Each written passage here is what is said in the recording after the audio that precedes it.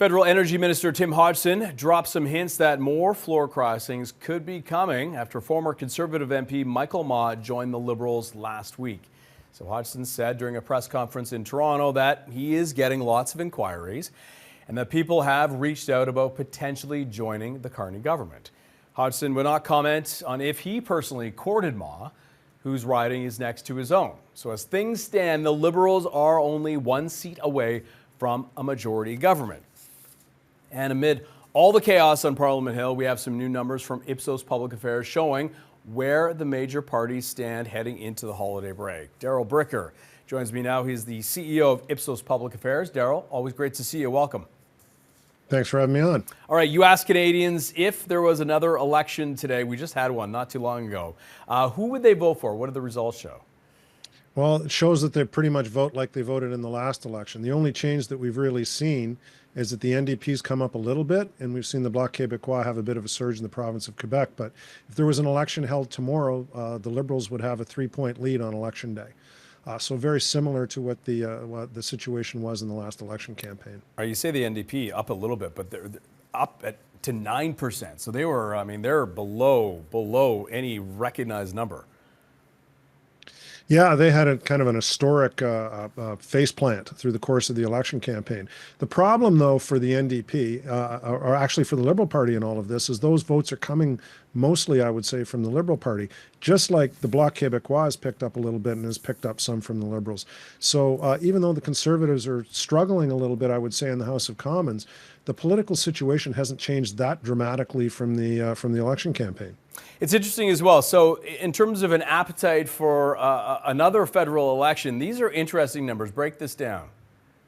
Yeah, we're pretty much divided on that question as to whether or not we'd have an election. Now, you would figure, as well as Mark Carney is doing personally, and his numbers with Canadians are actually quite strong, and the performance of the government is seen as quite good, particularly in comparison to what the Liberal governments under Trudeau, their performance numbers were.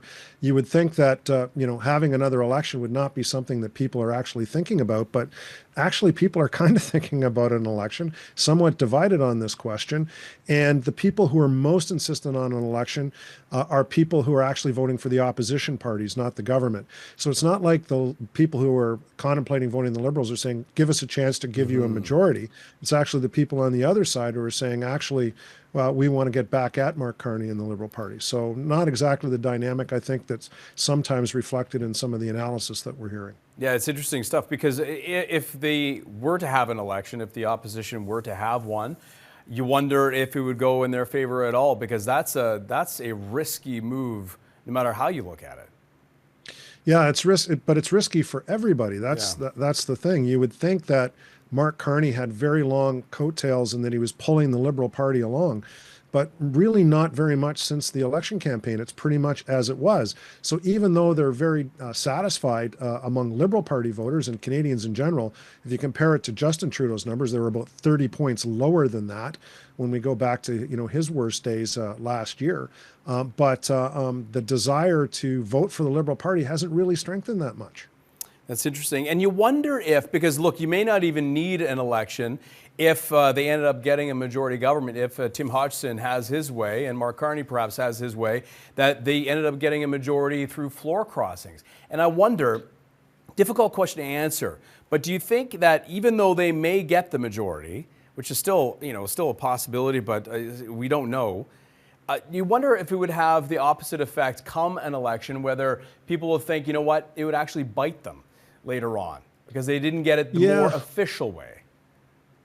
Well, what it does is it changes some circumstances in the House of Commons, but it doesn't generally change public opinion, I wouldn't say, at least as the numbers show at the moment, because they're basically governing almost as a majority as it is.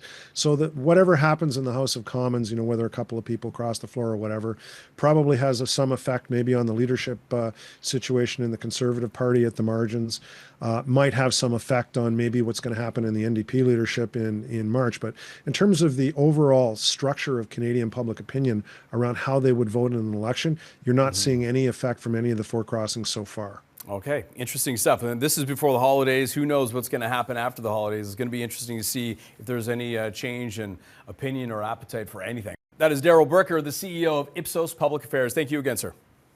Thank you.